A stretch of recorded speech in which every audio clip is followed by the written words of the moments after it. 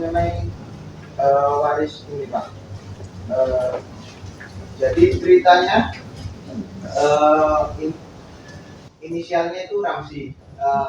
Orang tuanya Ramsi ini telah cerai dan Ramsi ini anak tunggal. Oke. Lalu ayahnya itu menikah dengan istri keduanya dan menghasilkan maksudnya memiliki 3 orang anak. Oke. Orang tuanya Ramsi ini punya aset berupa tanah. Ya. Namun waktu ditelusuri asetnya itu berasal dari Istri pertama. bukan, Nah. berasal dari bawaan generasi ke-1 dan generasi kedua. Ya. Generasi ke-1 dan kedua ini merupakan kakek nenek dan orang tua ayahnya si Ramsi. Ya. Yang diwariskan ke ayahnya si Ramsi dan dikuasai oleh ayahnya si Ramsi ini. Ya. Pertanyaannya ada beberapa pertanyaan. Ya. Mohon maaf Pak kalau pertanyaannya sepele. Enggak apa-apa, sepele dan tapi artinya psikolog kan. Pertanyaan yang pertama, di dalam hukum waris ini garis keturunan waris itu sampai mana? Apakah si Ramsi ini bisa dikategorikan sebagai ahli waris generasi keempat? Itu pertanyaan yang pertama. Lalu yang kedua, ini kan status orang tuanya ini masih hidup dua-duanya. Ya. Sedangkan syarat waris kan pewarisnya harus meninggal. Ya. Nah, apakah bisa meminta permohonan penetapan waris di pengadilan agama? Ini yang pertanyaan kedua. Lalu yang terakhir, ini kan sebenarnya karena ada masalah ekonomi jadi kepepet gitu Pak. Kepepet ya. Oke. Apakah ada alternatif atau solusi lain untuk si Ramsi ini Mendapatkan harta itu. Oke. Sip. Kayaknya. Saya tidak menjawab dulu, saya serahkan kepada advokat pihak lawan. Silakan jawab. Kan sudah tahu ceritanya tadi. 1. Yang namanya perkara waris itu adalah pewarisnya Harus meninggal. Oke. Yang kedua bahwa ada ahli waris. Yang ketiga ada harta waris. Yang keempat belum dibagi waris. Kriteria pertama, apakah sudah kena kalau yang diajukan gugatan warisan tadi sementara pewarisnya masih hidup? Bagaimana jawabannya? Tidak bisa. Ini kalau tidak bisa, saudara sebagai kuasa tergugat, warisan seperti ini, warisan apa? Di eksepsi prematur, belum saatnya diajukan warisan. Oleh karena itu, kalau saudara sebagai kuasa dari tergugat, maka perkara itu harus dinyatakan di NU. Tidak dapat diterima karena gugatan secara prosesual ini masih prematur. Nah, siapa namanya tadi Ramsi? Ya. Si Ramsi ini kepepet, pengen mendapatkan hak dari itu. Kira-kira Ramsi itu punya hak atau tidak? Kerja. Iya, kerja Pak. Benar Pak. Mungkin hibah mungkin ya. Nah, nanti solusi kan? Iya. Oke. Kembali kepada ayah si Ramsi. Dialah ahli waris dari kakek-kakeknya, buyut-buyutnya. Sekarang akan ditelusuri. Apakah objek warisan dari kakek buyutnya itu sudah enggak pernah dibagi waris dengan ahli waris di generasi bapaknya itu? Ternyata dia anak tunggal misalnya, berarti haknya masih di bapaknya Ramsi kan. Sekarang tergantung Ramsi, apa masalahnya yang namanya orang tua kok tidak sampai memberikan kepada Ramsi. Dengan cara apa itu? Dengan cara itu yang saya pakai tadi, hibah. Dengan cara hibah. Masalahnya yang dihibahkan ini harta kakeknya, harta buyutnya. Kata bapaknya, saya tidak punya hak untuk memberikan kepada kamu karena saya pun sebagai ahli warisnya. Ini adalah hak warisan dari Pak Demu atau paman-pamanmu misalnya. Ya bagiannya bapak lah yang dikasihkan anaknya, seharusnya kan begitu. Nah, cara apa yang terbaik menghibah tadi? Tuntaskan kalau tidak ada permasalahan antara bapaknya dengan saudara-saudara bapaknya, langsung aja datang ke pengadilan agama biasanya membuat penetapan ahli waris, dan di sanalah dibagi secara damai mana bagian Pak D-nya, paman-pamannya, dan hak dari bapaknya itulah yang akan bisa nanti diberikan, tapi dengan cara hibah. Mungkinkah dengan cara waris? Tidak mungkin, kan kalau bapaknya dibunuh Bisa. Tapi pidana dulu, Pak. justru pidana. Ya, oke. Salah satu sah menjadi ahli waris tidak menginginkan atau tidak ada indikasi untuk membunuh si Betul. waris. Dan waris itu juga menganut satu tingkat. Ya, bagus. Bapak kepada anak, anak kepada bapak, istri kepada suami, suami kepada istri. Jadi Bagus. anak tadi tidak akan bisa menjadi ahli waris kalau bapaknya Kayaknya kalau melihat ini sudah langsung bisa praktek kayaknya. Harus bisa, Pak. Harus bisa. Harus pede dulu. Oke, luar biasa. Oke, yang belakang silakan, Pak. Jadi saya ada kasus Bapak. Ada suami dan istri menikah, mempunyai 3 anak. Ya, perkara apa ini? Waris juga. Waris juga. Ya. Lalu suami istri ini cerai. Cerai. Dan ada ini putusan pengadilan untuk hartanya itu sudah Ya. dikelirkan. Lalu suaminya ini menikah lagi, tapi tidak mempunyai anak. Di pernikahan yang kedua, jadi ada harta sekitar 2 mobil, deposito dan rumah. Ya, Lalu si suaminya meninggal. ya. Lalu si anaknya yang 3 itu menuntut harta waris Oke, ke sip. istrinya. Nah, Bagus. yang ingin saya tanyakan berapa persentase yang didapat istrinya dan anak 3 itu? Oke, sip. Pertanyaannya bagus dan real. Seorang suami istri menikah dan mempunyai 3 orang anak. Lalu dia terjadi perceraian. Otomatis sudah bagi harta. Hartanya ini adalah berarti harta sudah hak dari bapaknya si anak 3 tadi ya. Bapaknya menikah lagi dan berkembanglah harta-harta itu menjadi hartanya banyak. Kemudian secara banyak ternyata bapaknya ini meninggal. Dia mengajukan gugatan waris kepada istri bapaknya. Berapa porsinya dan bagaimana tata cara mengajukan gugatan itu? 1, kan pasti tadi kan syarat perkara warisan pewaris harus meninggal. Yang kedua ada ahli waris. Siapa ahli warisnya ini? Siapa? 3 Istri. orang anak dan istri. Istri saja dan anak. Yang ketiga harta. Harus dibuktikan apakah harta ini harta bersama atau harta bawaan si bapaknya. Karena ini yang menggugat adalah anak-anaknya, sebut saja bahwa harta ini adalah murni harta warisan, harta bawaan dari orang tua si anak itu. Tetapi kalau ada harta bersama, maka harta bersama ini harus dibagi 2 dulu. Oke, dibagi 2 dulu kepada Istri. pewaris tadi dan istrinya. Harta bersama ya. Sebagai penggugat harus menyatakan selama perkawinan dengan ibu itu tidak pernah terwujud harta bersama.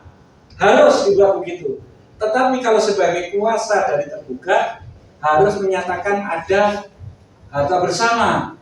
Karena 10 tahun tidak mungkin tidak punya harta bersama. Sebut aja ini. Dengan harapan nanti dibagi 2 dulu. Nah, oke ya. Dibagi 2 dulu. Nah, setelah itu Kalau ternyata dibagi dua sudah ada terbuktikan, tinggal semuanya itu adalah harta warisan. Berapa hak dari istri?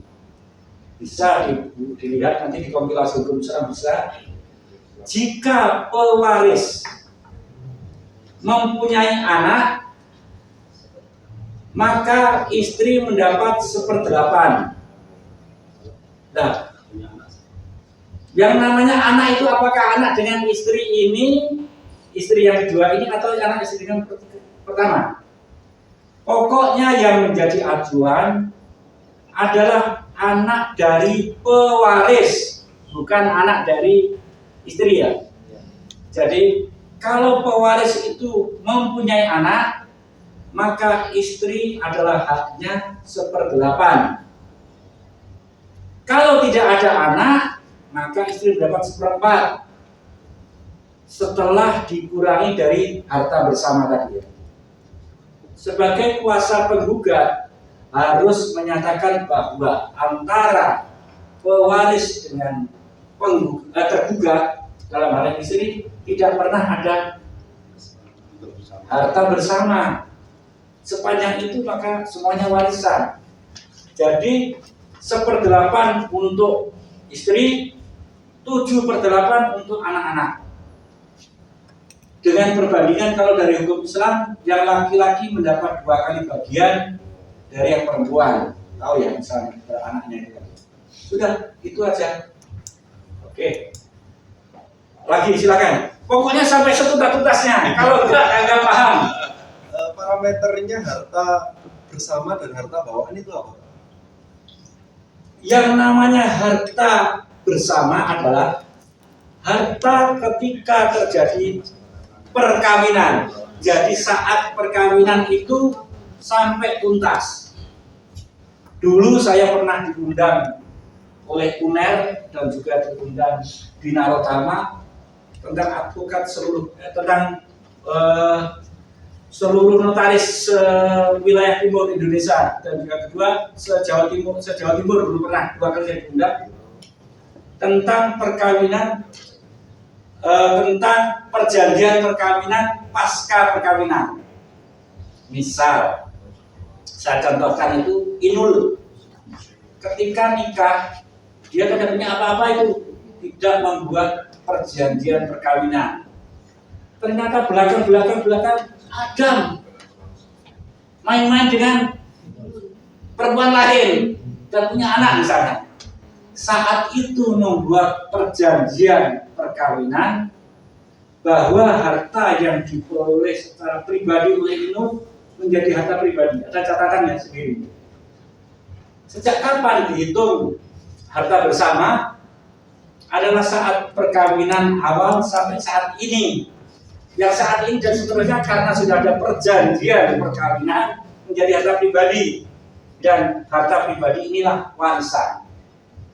Sepanjang orang tuanya tadi tidak pernah ada perjanjian perkawinan yang sekarang, maka seluruh apa yang didapatkan tidak melihat baik diperoleh dari istri atau suami adalah menjadi harta bersama, terkecuali yang warisan dari orang tuanya, itu harta bawaan namanya. Jadi harta bersama adalah harta yang diperoleh pasangan pada saat setelah perkawinan. Itu harta bersama, kecuali ada perjanjian perkawinan. Sepanjang tidak, maka itulah harta bersama. Dan harta bersama harus dibagi 2 dulu. Keluarga bersama, apakah dia masih dapat warisan? Masih. Dari dapat warisan yang bagian dari pewaris tadi. Dia akan mendapatkan 1/8 karena pewaris mempunyai anak. Oke, lanjutkan pertanyaan lagi sampai tuntas. Oke, gantian. Oke, ke sana dulu. Pak, ini saya ada contoh kasus ini, Pak. Ya. Nah, ini ceritanya kan suami istri ini katanya kan udah cerai. Nah, katanya tuh sudah cerai. Kalau namanya kuasa itu tidak boleh, namanya advokat tidak boleh katanya. Harus semuanya pasti. Nah, tapi dari ibunya pewaris ini pengen menjual harta warisan bapaknya yang sudah meninggal. Iya, yang sudah meninggal. Oke. Tapi Tapi dalam penetapan pengadilan agama itu warisnya tetap 4 anak ini. Apakah istri tetap dapat waris juga, Pak? Oh gitu. Ya, Yang diterapkan dari pengadilan itu hanya 4 anak. 4 anak. Oke. Jadi penetapan ahli waris ini adalah penetapan yang dibuat permohonan. Karena permohonan adalah sepihak. Dia hanya yang diminta pemohon itu hanya menetapkan bahwa pemohon adalah sebagai ahli waris. Di situ di dalam permohonan tidak mencantumkan juga istri dari ahli waris. Pertanyaannya, apakah istri dari pewaris itu termasuk di dalam apa yang di dalam gugatan? Beda ya. Jadi yang di dalam permohonan tadi minta secara legal standing bahwa anak-anak itu adalah mempunyai legal standing dengan bapaknya, itu yang diminta. Sedangkan istri sepanjang dibuktikan itu adalah istri sah dari si pewaris, maka dia mempunyai hak untuk mendapatkan warisan. Kira-kira seperti itu. Ada lagi mungkin yang tidak pas, sampaikan lagi pertanyaan lagi. Oke, ini dulu tadi, silakan Mas. Baik, ada kasus ada suami istri itu mempunyai harta SHM Ya. rumahnya. Ya, Nah, suami istri itu tidak mempunyai anak. ya, Akhirnya harta ini semasa hidup dijual oleh pembeli barang milik suami istri ini yang tak punya anak. Dalam perjalanannya setelah jual beli itu belum lunas, ya, sudah dibayar 175 kurang 100. Akhirnya sebelum lunas itu si bapaknya ini meninggal. Akhirnya dapat 100 hari yang istrinya juga meninggal.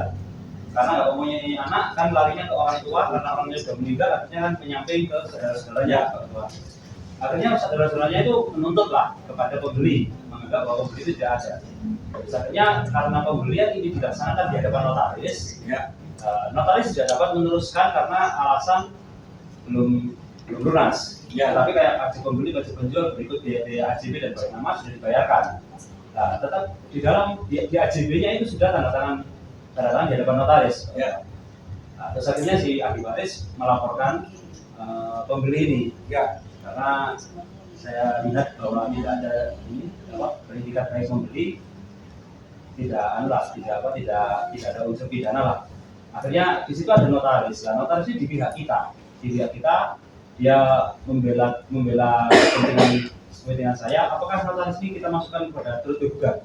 Karena notaris ada di pihak kita. Dan posisi ini, posisi pembeli saya ini bagaimana nanti? Oke, bagus. Kalau ini sekarang tentang kedudukan pihak ya, apakah notaris tadi saya tarik menjadi pihak turut tergugat atau yang apa supaya enak untuk memperkuat gugatan posisi? Ini triknya, trik kalau sebagai kuasa. Notaris ini jangan justru jadikan pihak. Notaris ini jadikan saksi. Karena kalau jadi pihak otomatis tidak bisa membela kepentingan kita. Yang terbaik dia sebagai saksi, bahkan dia saksi ahli yang memperkuat itu. Notaris ini memang saya suruh menguapkan bahwa jual beli ini dilaksanakan di saat hidup dan di hadapan saya. Ya, saya bikin surat tertulis. betul. Nanti tidak cukup, notaris tidak cukup sebenarnya. Notaris itu yang diberi hak oleh negara dan apa yang dikeluarkan itu namanya inkrah saja, seperti irah-irahnya itu ada dan bisa dieksekusi. Dia tidak cukup satu nanti dengan mungkin tidak notaris yang utama, nanti dengan saksi-saksi juga saya harus sebutkan. Tidak cukup hanya notaris saja, tapi perlu dibuktikan. Tapi yang terbaik dia jangan dijadikan sebagai tergugat ataupun turut tergugat, karena nanti tidak bisa menguntungkan saudara ketika itu. Kalau dia sebagai turut tergugat tadi memberikan keterangan, kekuatannya itu bukan sebagai saksi. Kalau ini kuat sekali, insya Allah seperti itu, kira-kira menang Mas kira-kira. Dalam jual beli dalam jual beli ini dilaksanakan antara suami istri tadi dengan bapaknya tadi. Nah, terus yang ini yang apa saksi lain adalah di hadapan notaris kan itu kan Ya. bukan saksi. Nah, kan cara saksi kan harus ada dua. Nah, Ya. selain saksi itu nggak ada. Satu kan sudah ada dari notaris tadi sudah kuat ya. Tapi notaris kan ada mempunyai staff. Ya, Staffnya. staffnya kan bisa jadikan pihak juga, bukan jadikan sebagai saksi juga. Dan alat bukti kan tidak hanya saksi ya. Tidak. Kalau saksi itu kekuatan bebas dari hakim ya. Tapi kekuatan yang terutama adalah bukti tulis yang otentik tadi. Apa yang dikeluarkan oleh notaris. Tapi kan belum selesai masalahnya. Tetapi notaris ini akan diberikan sebagai saksi ahli untuk menyampaikan hal-hal seperti itu. Dan itu sudah kuat sebenarnya. Tapi juga harus hati-hati nanti pihak lawan akan membuat seperti apa kontranya seperti apa kan perlu. Oke. Masih lagi satu lagi. Saya suka yang seperti ini. Kayaknya itu tumben Pak Rahman ini bisa aktif sekali ini. Singkat saja tentang pembagian waris. Bagaimana jika ada pewaris gitu, orang tua ini memiliki 4 orang anak laki-laki semua. Lalu beliau sudah menyiapkan memang buat warisan anak-anaknya. Jadi beli sawah itu atas nama anak pertama, Ya. beli rumah atas nama anak kedua, beli mobil Ya. atas nama anak ketiga. Nah, belum sempat beli apa-apa, anak keempat sudah meninggal. Sudah meninggal. Oke. Nah, terus anak keempat ingin apa ya? Apa pembagian itu tak adilnya, jadi kayak berupa nominal gitu, karena nggak mau apa dapat apa pokoknya harus berupa nominal adil dengan Saudaranya. dapatnya itu harus berapa. Bagaimana cara hakim dalam pembagian waris ini untuk memutuskan bagaimana adil? Sip, bagus. Ini nyata dan inilah yang kita hadapi sehari-hari. Jadi tidak hanya teori, tapi kenyataannya seperti itu. Di Lamongan, rata-rata orang tua untuk mengantisipasi agar nanti tidak terjadi gugatan warisan, ketika masih hidup itu sudah ini bagianmu, ini bagianmu, ini bagianmu. Ternyata anak yang keempat ini masih belum dapat bagian karena masih kecil kan, belum sempat diberikan apa-apa, orang tuanya sudah meninggal, bahkan hartanya mungkin sudah tinggal sedikit sekali. Bolehkah dia mengajukan gugatan warisan? Boleh. Satu, syarat yang pertama pewarisnya sudah meninggal. Ahli warisnya ada 4, laki-laki semua. Harta warisnya sudah harus disebut semua yang dikuasai oleh anak pertama, anak kedua. Ternyata yang dikasihkan anak pertama itu banyak, lebih banyak. Bahkan sudah sarjana. Si anak terakhir ini baru SMP sudah meninggal, belum dapat apa-apa. Bahkan katanya sudah boleh mengajukan gugatan warisan. Bagaimana majelis hakim nanti akan memutuskan perkaranya? Satu, akan karena ini perdata ya, akan dilihat seluruh harta warisan itu. Apakah pembagian itu sudah sesuai dengan porsinya atau tidak? Sepanjang tidak sesuai dengan porsinya akan dikurangi, disesuaikan karena semua 4 laki-laki bagi rata. Bagi rata itu sendiri juga tidak mudah. Makanya nanti akan dibagikan sekian persen. Berarti kalau 4 bagi berapa? Bagi 4. Dari seluruh harta bagi 4. Nah, bagaimana eksekusinya nanti? Ternyata tidak dapat dieksekusi secara real, maka dieksekusi melalui lelang dan tempat-tempatnya itu dilelang. Akan tetapi juga tidak sesederhana itu. Majelis hakim nanti juga akan dimediasi, masa sih tidak kasihan misalnya, dan itu banyak. Saya di Surabaya sudah berapa kali bisa selesai seperti itu. Nah, karena adatnya seperti itu, masa ada kasihan adiknya namanya tidak dikasih apa-apa, dapatnya hanya peninggalan rumah tua itu saja, sementara kakak-kakaknya sudah sukses semuanya. Banyak terjadi. Tapi namanya juga harta kan tidak mudah seperti itu. Kalau sudah terjadi sulit untuk diberikan, tapi inilah hukum harus ditegakkan kira-kira itu. Oke, saya stop sedikit biar menanggungkan. Kembali kepada perkara pencarian. nanti yang kita minta seperti ini, mengabulkan gugatan penggugat. Kedua, menjatuhkan talak 1 Pak Sugro. Nah, menetapkan hadonah. Nah, itu tadi kalau petitumnya itu kita minta, positanya kita tidak minta, maka perkara ini nanti akan di NO. Tidak kabur nih. Perkara ini dianggap kabur. Nah, ini yang dijadikan senjata dari kuasa tergugat dan tidak jelas disebutkan, tiba-tiba minta. Terus memberikan nafkah, makanya di posita tadi harus dicantumkan berapa per bulannya. Jangan juga seperti tadi minta 50 juta, mungkin enggak itu. Nah seperti itu, nah ini seperti ini. Oke, sip. Next. Ada yang pengen lagi praktek satu lagi membuat surat gugatan? Sudah cukup ya? Kira-kira sudah ada gambaran ya? Ini sebagai penggugat. Masih ada waktu, Mak? Masih ya? Oke. Bukan Pak sih. Ini Pak mau Aris ke Pak. Masih lagi. Ada lagi yang mau tanya Pak Aris? Sudah kan tadi? Ya tadi. Sudah. Jalan ikon. Saya terbuka 24 jam. Dan harus punya nomor saya nih supaya nanti komunikasi. Yang sudah lama-lama masih sambung juga. 085 205 520 623. Oke, tata cara membuat jawaban sekarang. Enggak dengar bisa. Ulang lagi. Bisa bilang lagi. Waduh, 085 205 520 623 Suhada. Ini tadi kan saudara sebagai kuasa dari penggugat. Kalau saudara sebagai kuasa tergugat, hal-hal apa yang harus diminta kepada pengadilan? Di dalam jawaban yang keren, ini karena kuasa advokat ya. Kalau rata-rata kalau pihak langsung menjawab pokok perkara. Kalau sebagai advokat harus membuat sebelumnya tadi Mas.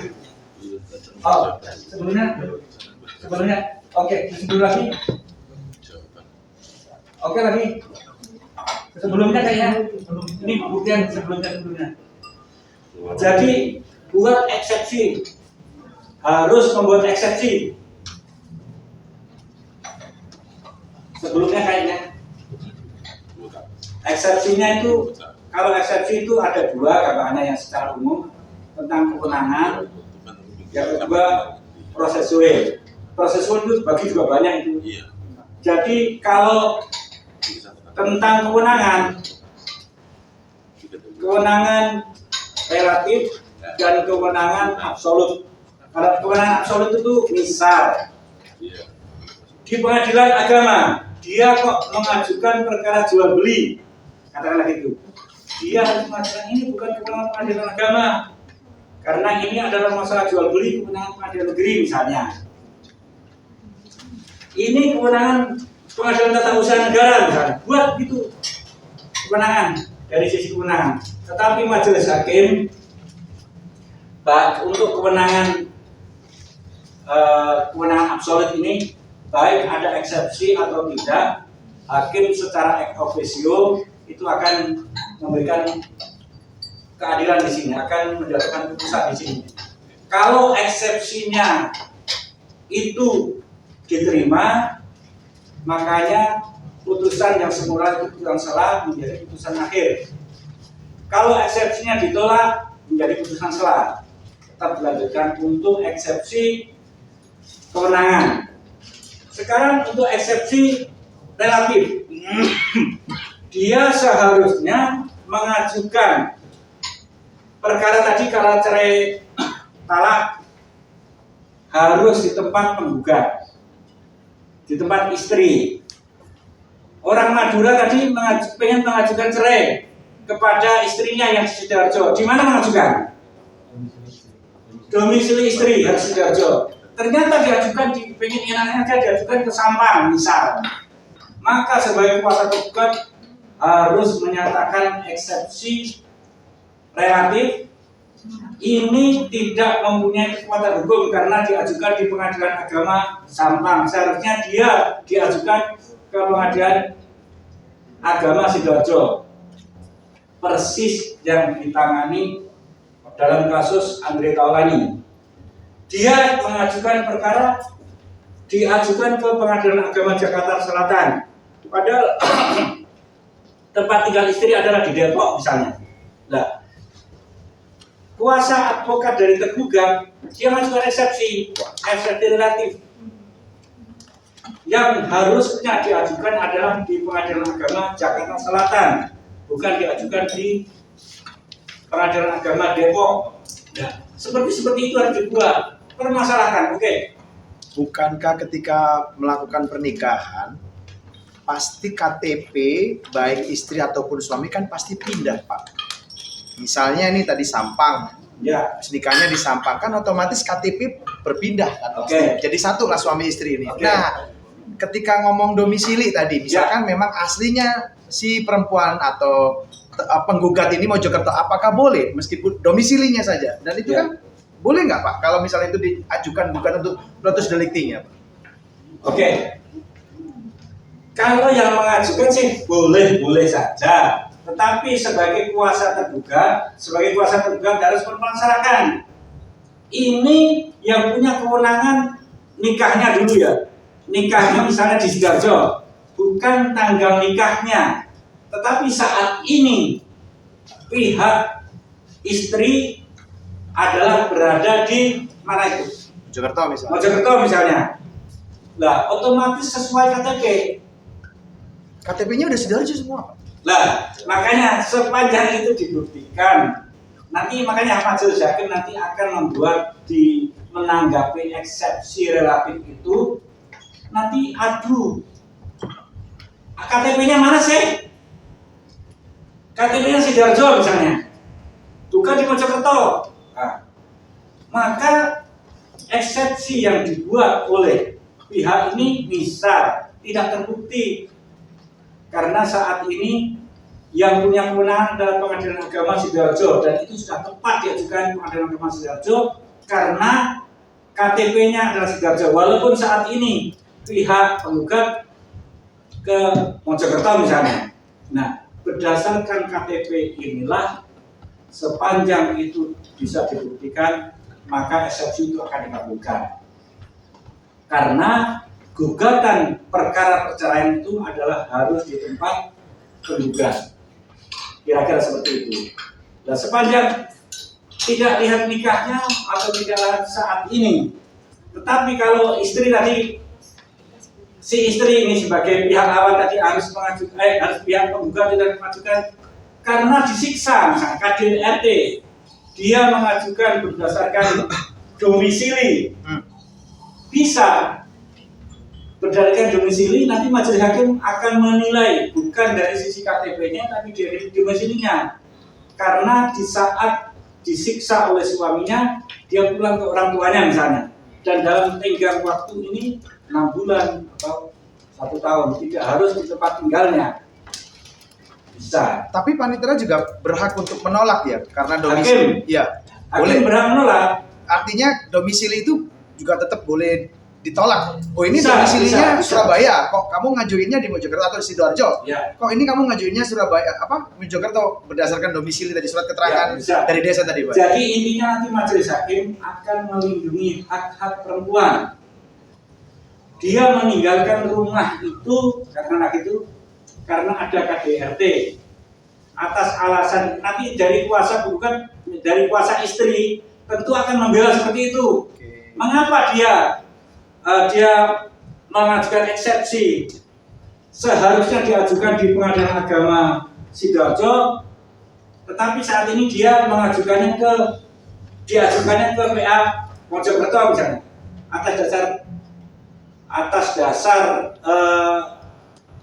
kedamaian tempat tinggal tadi karena KDRT dan sebagainya, dan itu akan dilihat dari pembuktian tentunya, pembuktian eksepsi ya, bukan pokok perkara. Tujuan eksepsi ini adalah agar perkara itu tidak diterima, jadi belum memeriksa pokok perkara. Oke, sip. Lanjut, kalau sudah membuat tangkisan, tidak dari eksepsi tadi kan kewenangan 2 absolut dan relatif. Sekarang permasalahan yang selanjutnya eksepsi prosesualnya. Gugatan ini kabur misalnya karena apa yang dibuat itu ternyata di dalam positanya tidak jelas. Misal tadi kan dia minta anak itu ikut penggugat, anak itu agar diberikan nafkah sekian. Depositanya tidak tercantum. Permasalahan itu masih terkait dengan absolute. Perkara ini kabur karena tidak jelas. Di dalam perkara warisan, di eksepsi ternyata yang dijadikan pihak itu masih kurang. Permasalahan itu, gugatan warisan ini kurang karena istri kedua yang saat ini menjadi istri yang tidak dijadikan pihak misalnya, atau pihak pembeli yang saat ini menguasai objek tidak dijadikan pihak, maka perkara ini adalah kurang pihak. Nah, seperti itu harus dipermasalahkan sekecil-kecilnya. Oke? Ada lagi? Kemudian di samping gugatan eksepsi tadi harus kalau bisa mengajukan gugatan balik. Gugatan balik istilah bahasa Maduranya apa? Gugatan balik itu apa? Bahasa kerennya, bahasa Lamongan lah. Rekonvensi, gugatan balik. Harus ada gugatan balik ini advokat yang keren buat gugatan balik. Sebenarnya hartanya tidak hanya itu, misalnya. Hartanya itu masih ada lagi yang dikuasai oleh penggugat. Misalnya berupa apa, itu akan nanti kan pembuktian. Artinya tidak ada itu yang dikuasai penggugat itu seenaknya saja. Yang digugat, yang dikuasai tergugat. Padahal ada harta bersama yang dikuasai penggugat tidak dicantumkan di situ. Nah, kalau itu dicantumkan di eksepsi, maka di NO karena kurang objek. Tetapi kalau dimasukkan di rekonvensi, maka gugatan balik ini akan pembuktian nanti.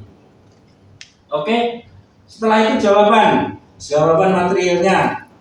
Sebagai pihak kuasa, jangan langsung diakui, bantah seluruh objek yang diajukan oleh penggugat itu tidak benar. Buat saja, nanti dengan adanya buat seperti itu pembuktian. Tetapi kalau sudah diakui, maka pengakuan itu adalah bukti yang sempurna, mengikat dan menentukan. Sebagai advokat, jangan bantah semuanya.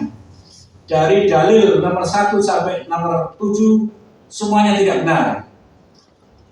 Buat seperti itu, sehingga gugatannya itu harus dibuktikan oleh pihak lawan. Oke.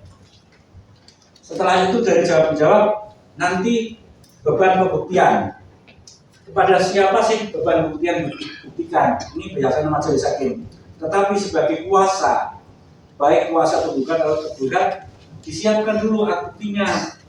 Jadi kalau berperkara, mau ngaji perkara, komunikasi dengan pihak prinsipal. Kira-kira, jadi sebelum perkara itu sudah tahu gambaran. Oh saya ini menang ini nanti, sudah tahu gambaran berapa persen lah. Kalau tidak nanti dibanding saya menang ini, biarkan di tingkat pertama solo dulu, nanti akan di tingkat banding jadikan senjata. Ini advokat yang seperti ini yang biasanya saya justru kagum. Biasa kalau majelis hakim menilai itu tahulah ini kualitas advokat yang bagaimana, tahu dengan tata cara pengajuannya itu. Oke, teknik pengajuan pembuktian. Ini sudah nanti bisa dibaca dalam hukum acara perdata. Ini kompilasi hukum Islam ada. Nah, jenis alat bukti kan sudah tahu, surat, saksi, persangkaan, pengakuan, sumpah, dan sekarang ini yang terkenal adalah bukti elektronik. Next, Mas. Nah ini sekarang kan kita ekot tadi ya. Karena di bukti ekot itu saat inilah saat pertemuan yang hadir sama-sama Setelah jawab menjawab, hakim menetapkan agenda pembuktian urutan bukti surat dulu biasanya, dan karena kita ekor semuanya kita cantumkan dan seluruh alat bukti itu difotokopi, dan fotokopi itu kasih materai. Materinya berapa sekarang? 10.000. Tidak, kalau sertifikat tidak per lembar ya jangan. Jadi per alat bukti. Nanti terakhir, per alat bukti, tidak seluruh lembar dari alat bukti, tapi satu alat bukti, satu bendel alat bukti tentang apa itu ada materainya. Terus serahkan bukti dan diberi kode. Biasanya advokat itu sudah memberikan kira-kira alat bukti apa, tulisnya 1 sampai 10 sudah ditandai semua. P kalau sebagai penggugat berarti P1, kalau tergugat T1 dan seterusnya sampai T1, T2, T3 tentang apa dan sudah disebutkan.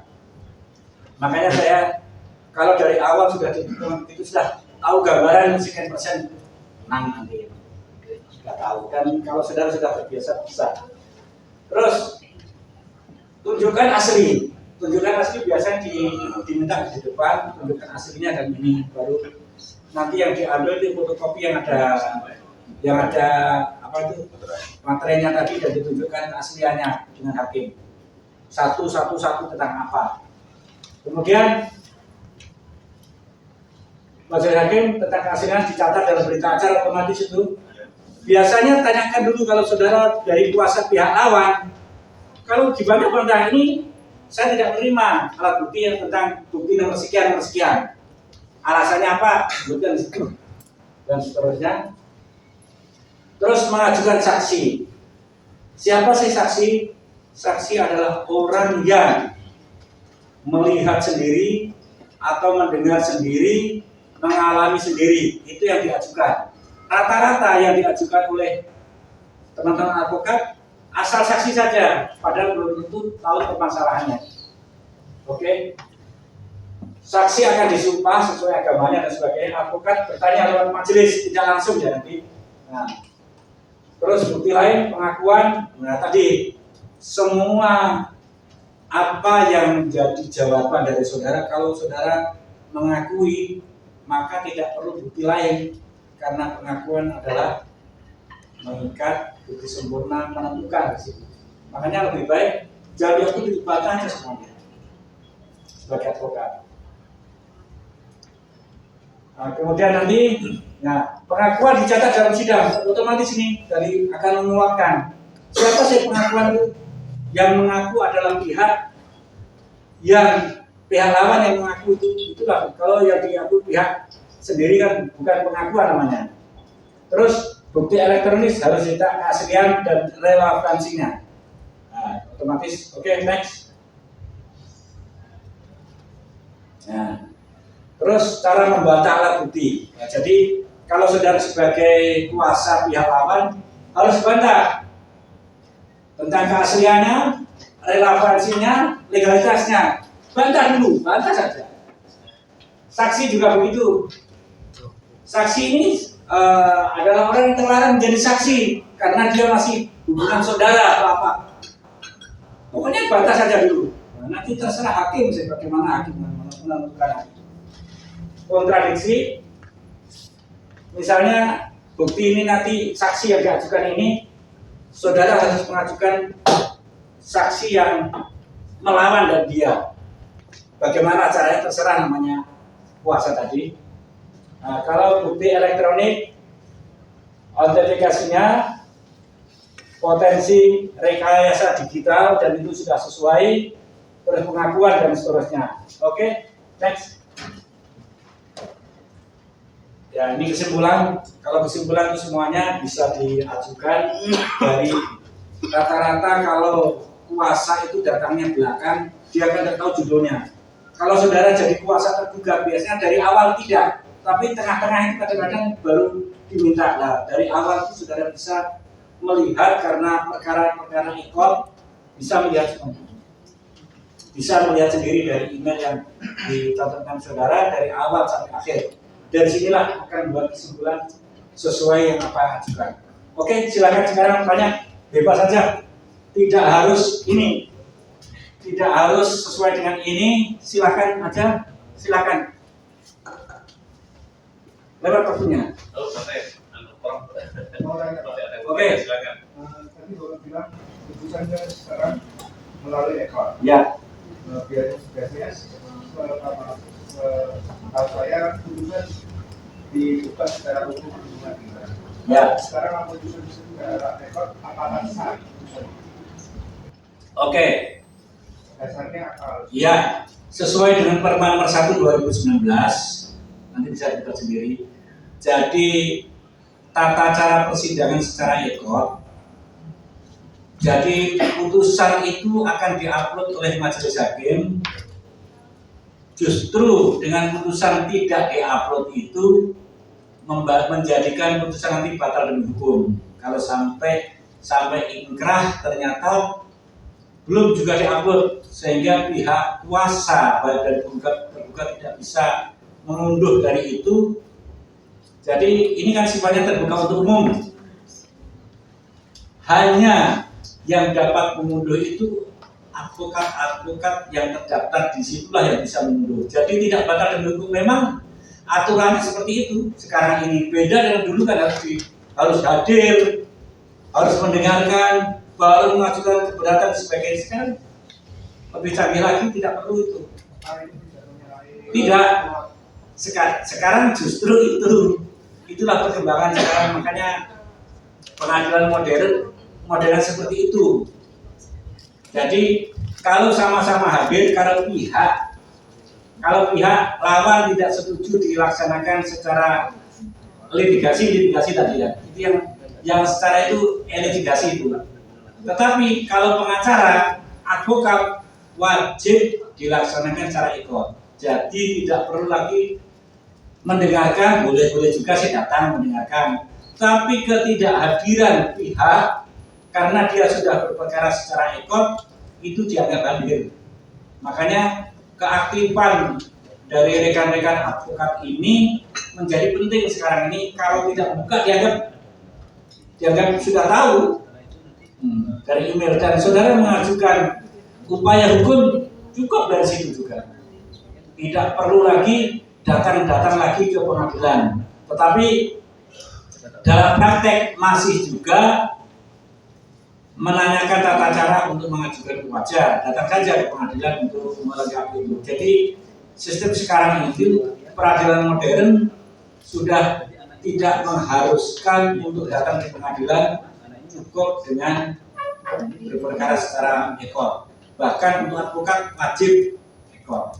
Oke, bagus pertanyaannya. Oke, silakan lagi. Mungkin ada kita diskusi lagi, silakan. Tentang perwalian anak di bawah umur. Oke. 18 tahun. Ya. Tapi BPN sama perbankan harus 22 tahun. Ya. Nah, langkah hukum kita sebagai advokat bagaimana? Terus sama yang anak itu mempunyai bapak yang sudah meninggal. Apakah perwalian dengan izin jual itu bisa dijadikan satu di dalam kita? Ya.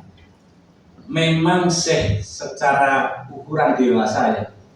Ukuran dewasa di perkara hukum sekarang ini masih bervariasi.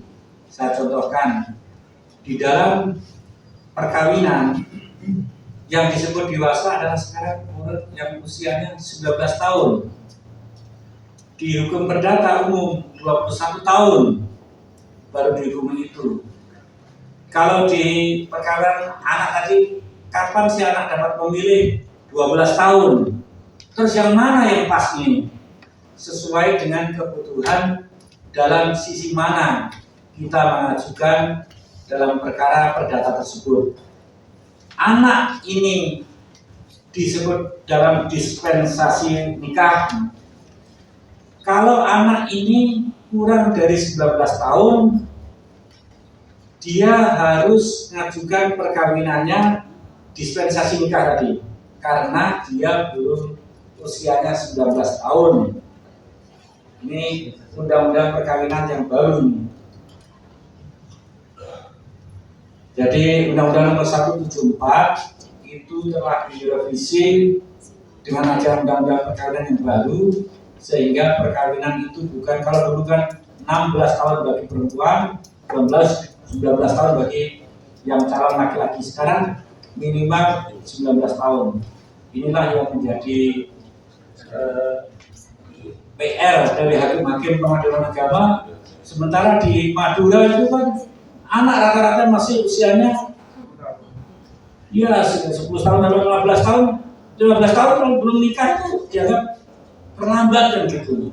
Nah, tetapi inilah dispensasi nikah yang diajukan, sama dengan di Lombok, di NTB itu seperti itu adatnya.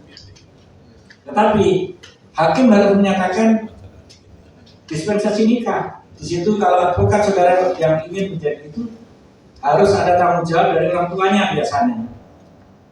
Kalau ada tanggung jawab orang tuanya memberi backing ketika nanti terjadi pernikahan dan orang tuanya sanggup dengan alasan takut zina atau anak ini sudah hamil misalnya, ini kan hal yang darurat, bisa mengajukan. Tapi pengadilan sekali lagi belum tentu mengabulkan itu karena undang-undang mengatakan minimal 19 tahun. Ini menjadi kendala sehingga pengadilan agama banyak dihujat ini oleh pemerintahan untuk yang sekarang dari 2019 itulah. Karena pengadilan agama yang dipandang adalah kemaslahatannya. Kalau anak ini sudah hamil, apa tidak di masyarakat malah dicaci maki sebagainya, sementara orang tuanya itu bersedia untuk melindungi dan sebagainya. Nah, makanya secara kondisional pengadilan itu bisa menolak atau bisa mengabulkan terhadap perkara-perkara yang diajukan seperti ini. Bagus pertanyaan. Silakan lagi, silakan. Mengenai permohonan wali tadi, yang karena usia umurnya di bawah kan otomatis nggak bisa jual, maka harus diajukan permohonan wali, ya Pak Ketua ya.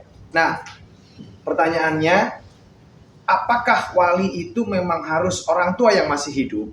Karena begini, contoh kasusnya begini, jadi harta itu harta bawaan dari kakek turun otomatis ke bawah. Nah, salah satu ahli waris itu bapak tadi meninggal, maka harusnya mendapat ada cucu. Nah, cucu ini karena belum cukup umur harus dimintakan permohonan ahli waris atau hak untuk bisa menjual. Pertanyaannya, karena yang hidup ini adalah ibu ini diduga ada, kita sebagai advokat dari penggugat diduga akan terjadi, ya dia hartanya itu akan dimiliki secara pribadi, tidak diberikan kepada anak yang dimaksud tadi. Nah, apakah memang harus dalam pengajuan untuk permohonan wali ini memang harus orang tuanya atau boleh paman atau kakek nenek? Satu itu. Kedua, apakah harus nanti ketika orang tuanya masih hidup, orang tua si perempuan ini tetap harus dihadirkan dalam persidangan untuk permohonan perwalian tadi? Kalau misalkan yang diajukan adalah kakek nenek atau paman misalnya. Begitu. Terima kasih. Sebenarnya kalau di aslinya ini, ibu itu otomatis sebagai pengaku, sebagai wali dari anak. Akan tetapi kenapa di pengadilan itu harus tetap mengajukan perwalian dalam untuk Jual beli.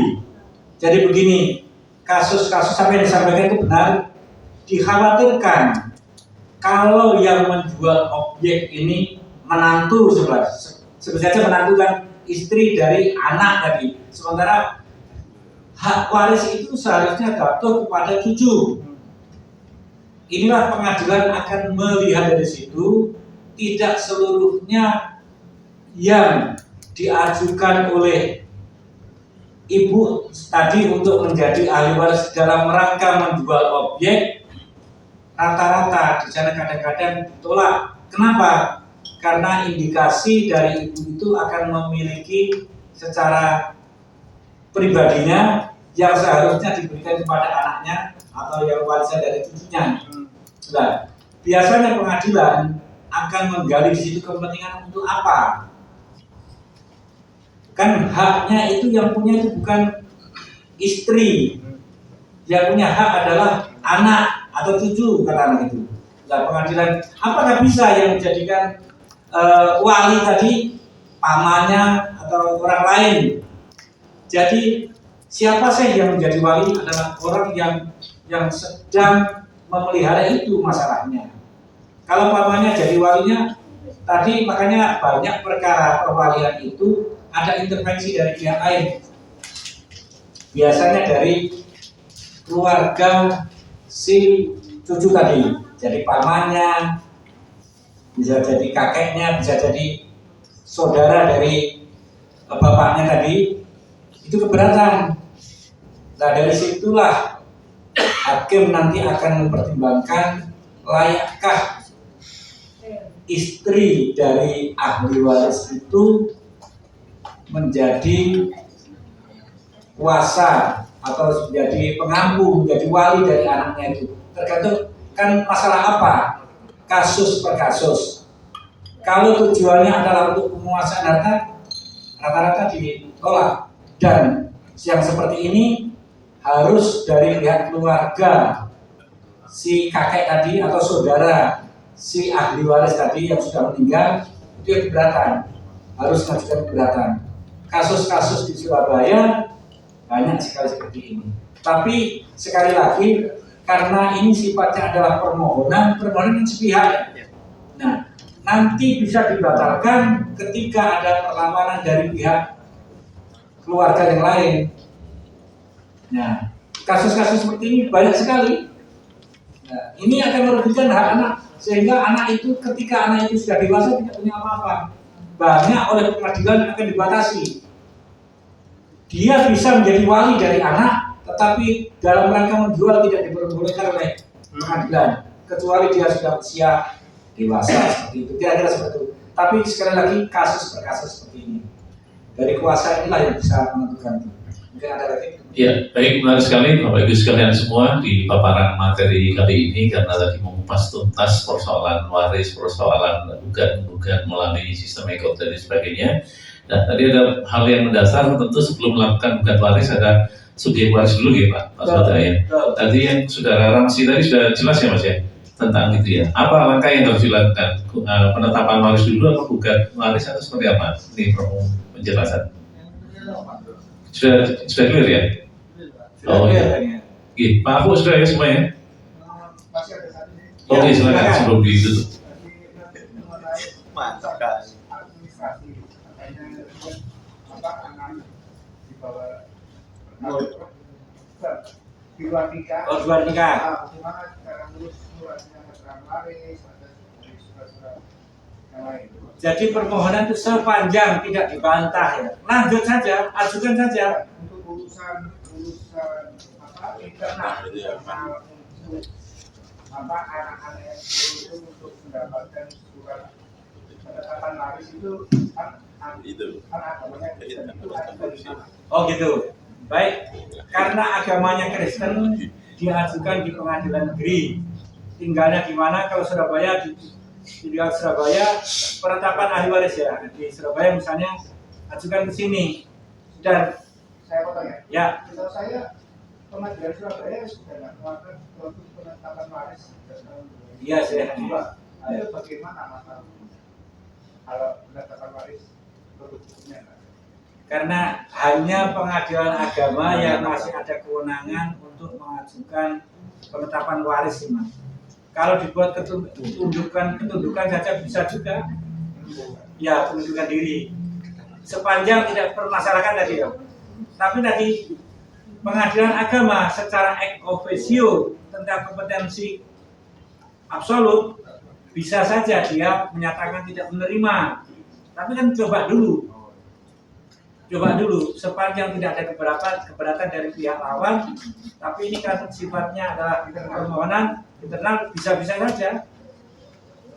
Atau memang pernikahannya tidak secara Kristen saat ini masuk agama Islam kan personalitas keislaman tadi. Tapi sekali lagi kalau itu agamanya Kristen, maka pengadilan agama secara ex officio ada eksepsi atau tidak, biasanya karena terkait dengan kompetensi absolut, dia akan menyatakan tidak berwenang mengadili. Bagaimana di pengadilan negeri? Tidak permohonan, harus gugatan. Gugatan warisan karena masih ada hubungan darah antara pewaris dengan ahli waris, dibuktikan dengan DNA dan seterusnya. Ya, ya harus ada sengketa pokoknya. Harus ada sengketa.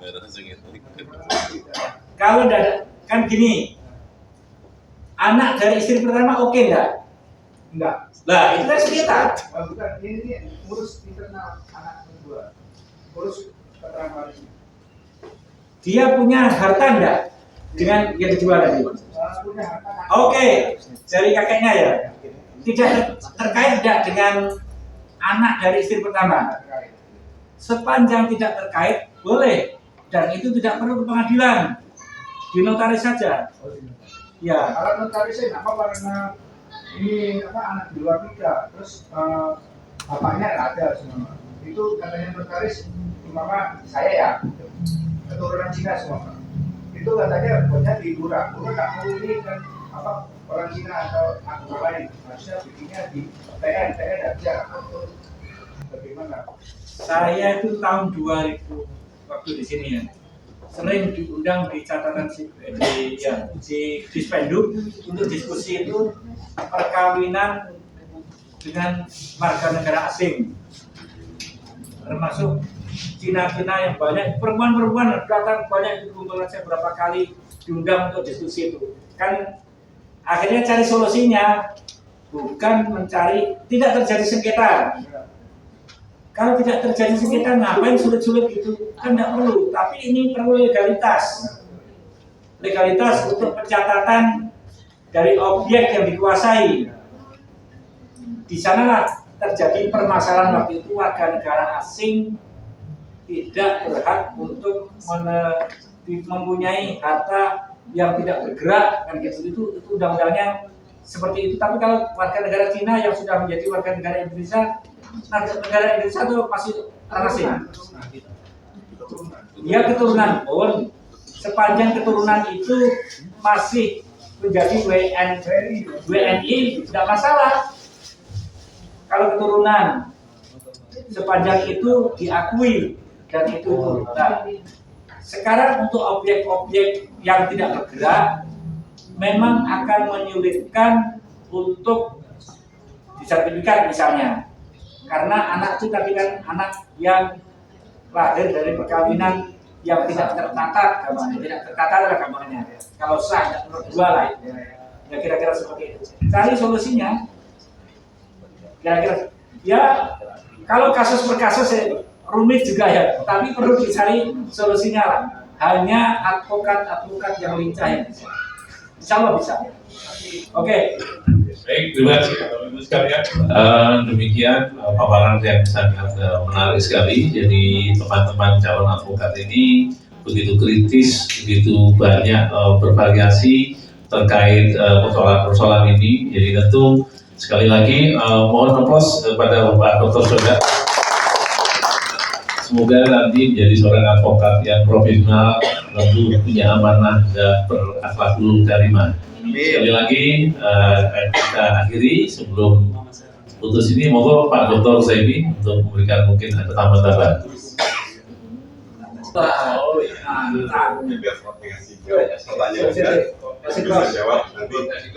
Bagus sekali ini. Ya nanti kita ganti. Ini bagus sekali nih. Ini kalau saya sih advokat wajib punya. Ini tentang KUHP ya. Ini pidananya nanti, perdatanya Pak Yaya harap itu jadi acuan seluruhnya. Ada itu kedudukan untuk permasalahan perdata itu banyak. Yang biru itu Pak. Ya, yang biru wajib punya itu. Tapi semua itu sebenarnya sekarang tuh gampang sekarang dengan AI itu. Semuanya bisa nggak tahu dasar ini dari mana bisa dicari.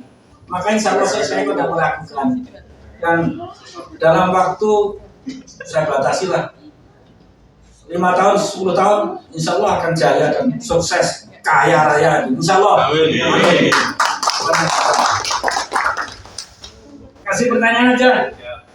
kalau mengajukan gugatan, syarat-syarat gugatan itu ada 3. Bisa menyebutkan, Kacung? Maju dulu, maju ke depan, ayo. Maju ke depan. Ayo, Beb. Syarat gugatan, syarat mengajukan gugatan ada 3 syaratnya. Maju sana. Maju, Beb. Maju. Siap dia. Tidak apa-apa itu. Terima kasih Pak Sodat. Bismillahirrahmanirrahim. Untuk menjawab pertanyaannya, yang pertama adalah kita harus tahu identitas para pihak. Oke, bagus. Yang kedua adalah kedudukan para pihak. Terus alasan posita atau petitum dari yang kita gugatkan. Sip, tepuk tangan. Langsung dapat ini. 1 buku. Betul. Agak ke tengah, biar nggak kena screen.